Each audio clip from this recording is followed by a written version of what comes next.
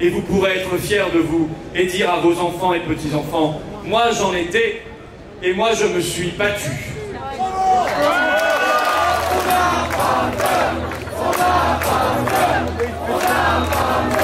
Bonjour à tous. Résistance et jeunesse, liberté et joie de vivre contre toutes les censures, les pressions des covidistes.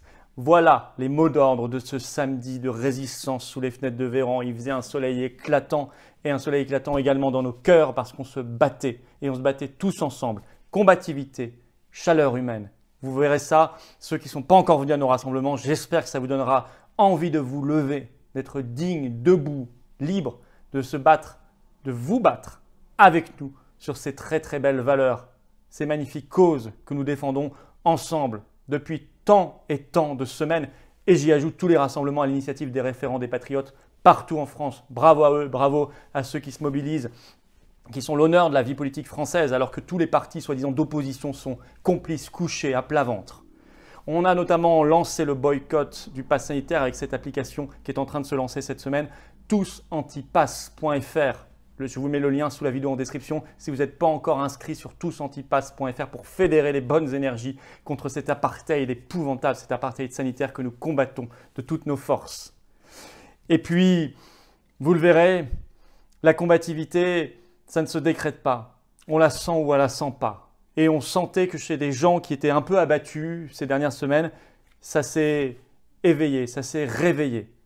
Et ils sont aujourd'hui des combattants de la liberté. Des combattants de demain pour les générations qui viennent, de l'humanité, de la dignité et de la France. Et ça, c'est magnifique. J'espère que vous le sentirez dans ce magnifique reportage. Moi, je vous appelle aussi à rejoindre ce combat, à vous éveiller, vous réveiller, à vous mettre debout. C'est une carte orange de résistant pour le faire. Le lien pour réadhérer aux Patriotes et avoir cette carte orange de résistant se trouve sous la vidéo en lien en description. Le lien également pour faire un don de soutien. Il sera très bienvenu dans ce contexte électoral, vraiment très très bienvenu. On n'a pas un centime de l'État ni des banques. Se trouve sous la vidéo en description également. Et tout cela est défiscalisé aux 2/3 pour vous. Le lien pour adhérer est également en commentaire épinglé. Et en fin de reportage, vous cliquerez directement sur l'écran là ou là pour nous rejoindre. Et tout de suite, vous ne serez plus seul, vous serez dans le combat avec nous, bien accueillis. Et bravo à ceux qui font un don de soutien à toutes nos actions. Du fond du cœur, un grand bravo. Vive la France!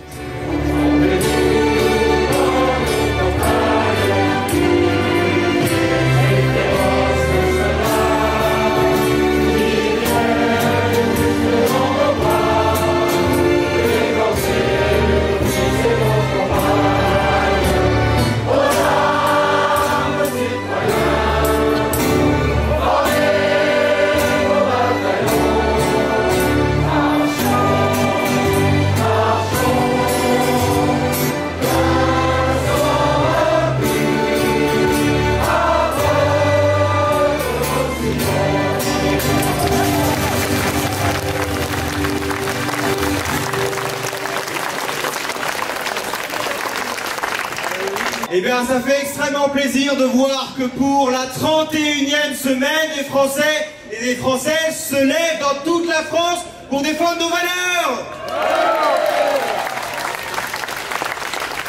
La première des valeurs qui est dans le triptyque présent sur toutes nos mairies et nos bâtiments publics. La liberté, et quel plus beau slogan que libérons la France. C'est pour ça que nous sommes là, c'est pour ça que nous sommes en bas de chez Monsieur Véran, pour lui faire entendre qu'on est là pour libérer la France de toutes ces mesures iniques. Liberté.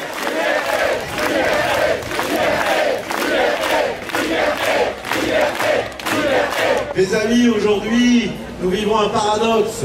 14 mois que nous sommes en liberté conditionnelle, alors que le peuple de France n'a rien fait.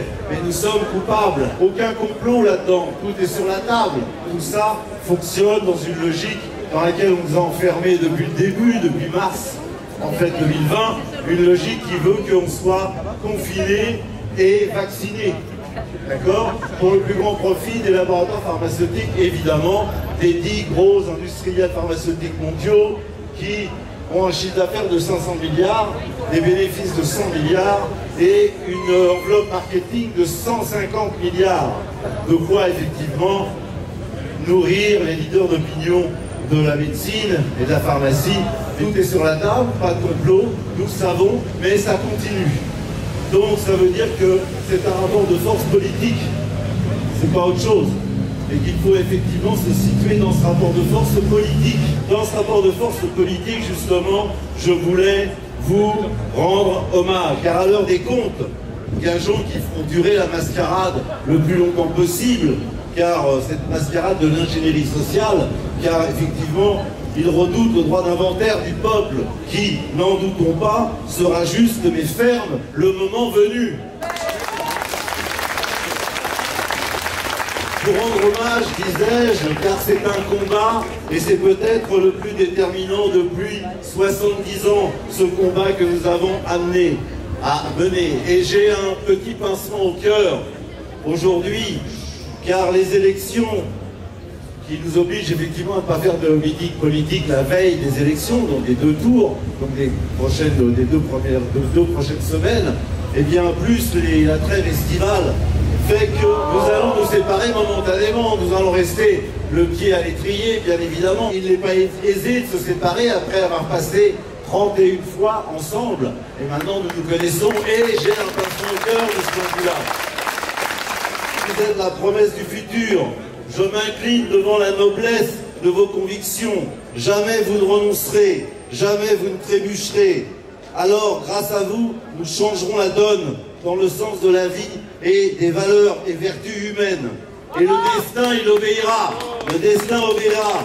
Grâce à vous, nous bâtirons un avenir. Vous êtes l'incarnation du mot volonté. Vous l'avez prouvé, car vous venez à chaque fois à ces rassemblements. À travers vous, des milliers de compatriotes se lèvent. L'histoire de la dignité est éveillée et est en marche. Nous ne nous contenterons pas moins que de la victoire. Oui, vous êtes la promesse du futur. Vous êtes notre bras victorieux, car vous êtes plus fort que la peur et leur ignoble chantage à la mort. Vous êtes l'étendard de notre force qui va de l'avant et sème à tout vent. Alors avançons ensemble et soyons victorieux. Donc je vous convie à un pique-nique qui devrait être assez géant, qui sera au lac, sur les bords du lac Doménil, Bois de Vincennes, le 3 juillet à 13 h. Donc on se le dise, et j'espère qu'on sera nombreux à cette occasion.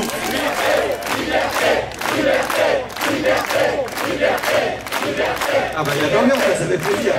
Le premier mot d'ordre, vous le savez, c'est la liberté. Et le deuxième mot d'ordre, qui est son corollaire, tout va ensemble, c'est celui de la résistance. C'est une valeur et une tradition derrière laquelle nous nous rangeons volontiers, puisque toutes les semaines, des nouvelles choses arrivent. Toutes les semaines, les libertés sont de plus en plus réduites. Toutes les semaines, ces personnes-là, comme Olivier Véran,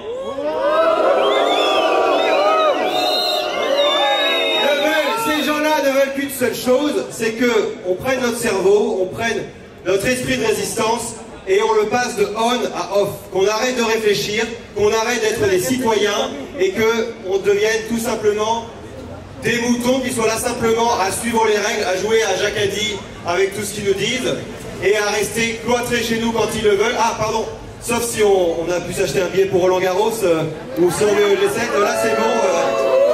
On peut le dire avec fierté, le mot de résistance est notre mot. Résistance. Résistance, résistance, résistance, résistance, résistance, résistance. Nous sommes un peuple, non pas une foule servile, docile, mais un peuple français, alors qu'ils essaient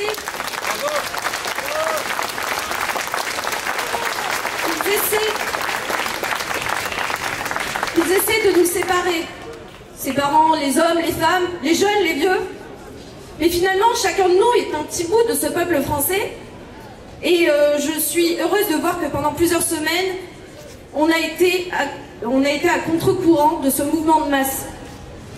De ces personnes qui ont couru se faire vacciner, qui mettent leur masque en permanence, qui courent en permanence pour respecter le moindre protocole sanitaire, la moindre nouvelle mesure. J'appellerai tout le monde à faire usage de sa liberté individuelle. Parce que la liberté individuelle, Benjamin Constant l'a dit, est indissociable de sa liberté politique. On ne peut pas être libre en tant qu'individu si on n'est pas libre en tant que citoyen. Bravo. Liberté, liberté, liberté, liberté, liberté. Quelle journée Quel aboutissement pour nous tous, quel cycle, quel combat nous avons mené pendant des mois ensemble. Quel visage, quel merveilleux visage nous avons donné au mouvement, à nos idées, aux patriotes. Et nous ne nous contentons pas effectivement de râler dans notre coin. On voit énormément de personnes différentes participer à nos rassemblements, de tous les âges, de toutes les obédiences politiques. Et ça, c'est notre force. Face à une opposition qui s'est couchée, quand les citoyens ne sont pas informés de notre combat, potentiellement ils ne se mobilisent plus, ils ne s'informent plus, ils ne suivent plus la politique, ils se disent que tous les politiciens sont pareils. Non, il y a des politiciens qui placent Pierre Laroque, défendent des valeurs authentiques. Bah écoutez, moi je suis là depuis le départ, depuis les premières manifestations. Donc j'ai été invité à fermer mon magasin, ce que je n'ai jamais fait. Je n'ai jamais fait le confinement. Donc, si on suit un peu les actualités, vous pouvez vous apercevoir qu'on va peut-être repartir sur un confinement après l'été. Moi j'invite, comme tout le monde, à faire comme moi. Moi, j'ai pas fermé, donc j'ai été là tous les jours. On a eu des gens qui m'ont félicité. On nous a aidés un peu.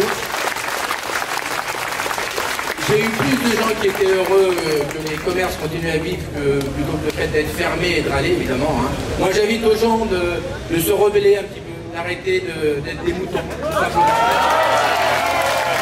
Nous sommes, et je vous invite à réfléchir là-dessus, la première génération à qui le futur fait peur. Alors, je le dis, battons-nous. L'espoir, il est toujours là. Il est à Paris, ici, place Pierre Laroque, et partout en France, lors de ces rassemblements. Il y a beaucoup de mes amis, hors manifestation, des amis que j'ai depuis longtemps, qui peut-être me regarderont maintenant, qui me demandent tous les week-ends, mais pourquoi tu vas tous les samedis, place Pierre Laroque, à ces manifestations? Pourquoi tu t'infliges des heures et des heures de transport? Pourquoi chaque semaine? Parce que je pense réellement que cette cause est juste. Je me bats pour que chacun...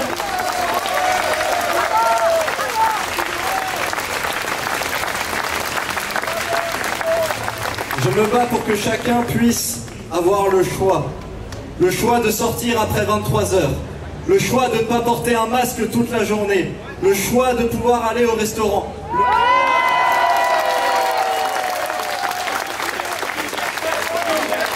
Liberté, liberté, liberté, liberté.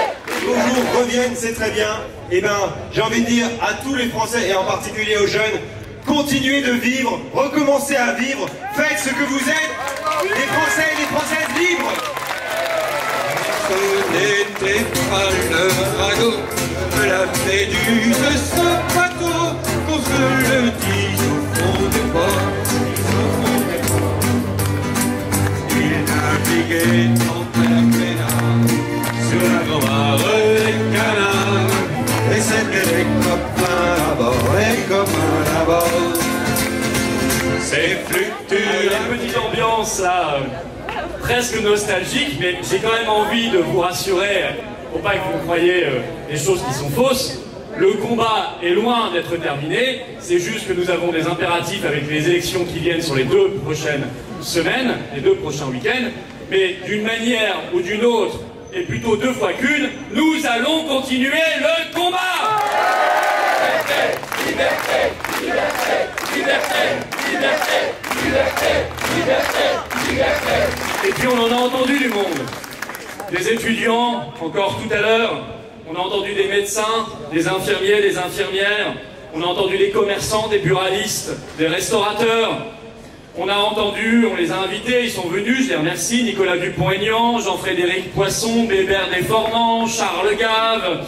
Nous avons eu Maître Divisio la semaine dernière.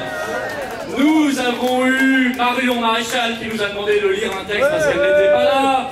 Et nous aurons, dans les prochaines semaines et les prochains mois, je n'en doute pas, de plus en plus de monde, car il est évident que ce qui est en train de se faire, c'est une convergence des luttes et qu'il n'y aura rien de bon dans notre pays tant que ceux qui aiment la France ne comprendront pas qu'il faut se rassembler et se réunir.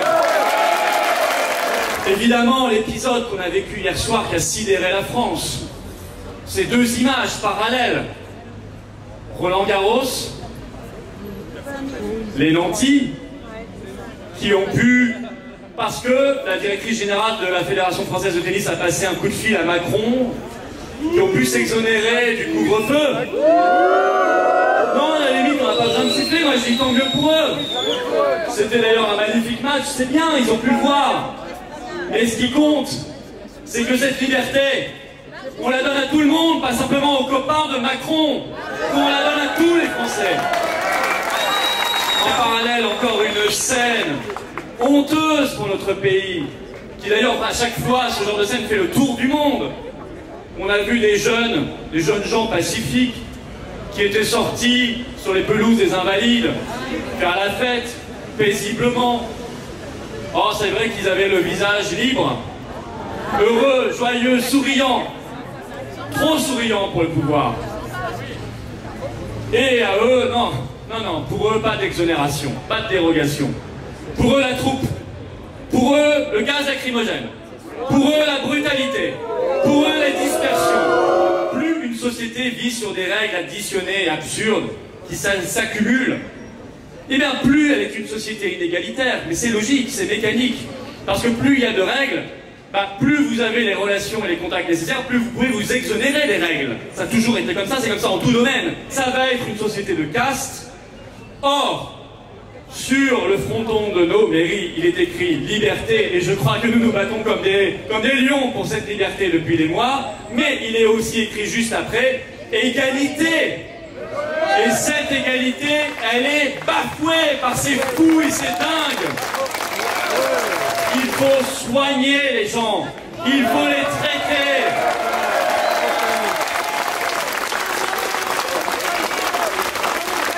Il faut les traiter précocement pour éviter les formes graves. On se tue à le dire depuis des mois alors que c'est simplement le bon sens. Et évidemment, celui qui le dit avec le plus de force depuis des mois, vous remarquerez que depuis qu'il parle clairement de corruption et qu'il a donné des statistiques qu'il a vues dans son IHU de Marseille sur les vaccins qui sont moins reluisantes que les statistiques des communiqués de presse des laboratoires, eh bien il est attaqué comme jamais, traîné dans la boue par tout ce système infâme. C'est le professeur Raoult.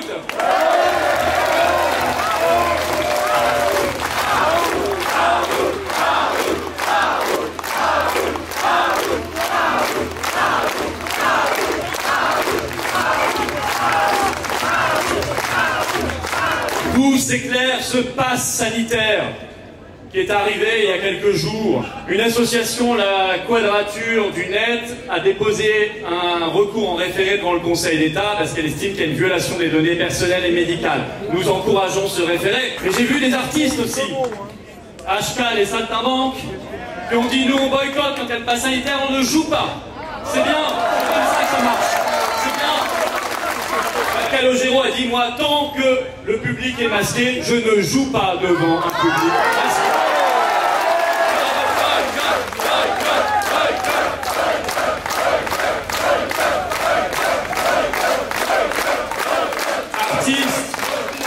Artistes, il faut boycotter si vous avez un peu de dignité ces concerts. Exposants dans les foires expositions, il faut boycotter ces événements.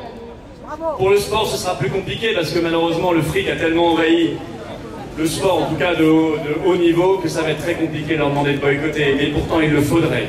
Et au nom, précisément, des valeurs du sport qui sont des valeurs belles, normalement, et pas ces valeurs de discrimination et d'apartheid que contient ce pass sanitaire. Il faudra encourager ces activités de boycott et nous avons créé pour vous une application, je vous donne l'adresse tout de suite, tousantipass.fr. Vous pouvez vous inscrire et c'est une application qui va tous nous mettre en relation, tous nous mettre en réseau boycotteurs, également acteurs économiques, acteurs culturels, pour nous aider à être plus forts dans le boycott, pour mettre à la poubelle le plus vite possible ce pass sanitaire. Et il faut aller demander les comptes à l'Union Européenne. Pourquoi vous avez acheté 1 milliard d'euros d'Amnésivi? On n'a toujours pas la réponse, on n'a toujours pas compris. Ou alors on a trop bien compris. Frexit! Oui, nous quitterons l'Union Européenne sur le champ!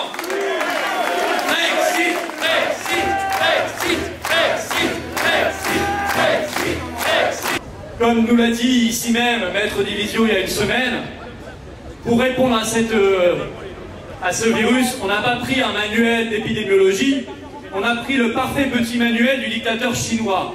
J'ai trouvé que c'était une bonne formule, mais je dirais qu'il faut tirer un peu plus loin. C'est pas que le dictateur chinois, si vous voulez, c'est le parfait petit manuel de l'européiste ambiant, du mondialiste ambiant, car évidemment, derrière ce pass sanitaire, qui pousse l'Union européenne pousse et oblige ces 27 États membres à avoir ce pass sanitaire. Il faut bien comprendre que nous sommes embarqués dans un système mondialiste supranational, au-dessus des peuples et des nations, qui est fou, qui est pervers et que nous devons quitter le plus vite possible. Tant que nous ne l'aurons pas fait, nous n'aurons pas la liberté et la souveraineté de prendre les bonnes décisions pour notre peuple. On ne peut pas laisser le pays dans cet état-là aux générations qui viennent. Nous n'avons pas le droit de le faire. Donc nous devons nous battre et nous devons être capables de gagner. Et nous pourrons nous regarder dans un miroir et dire, quand d'autres ont baissé les yeux, alors qu'ils savaient, nous avons laissé la tête haute et nous nous sommes battus. Et nous n'avons jamais lâché le combat. Et vous pourrez être fiers de vous et dire à vos enfants et petits-enfants, moi j'en étais et moi je me suis battu. Il y a en ce moment même des rassemblements de patriotes et de résistants à Menton,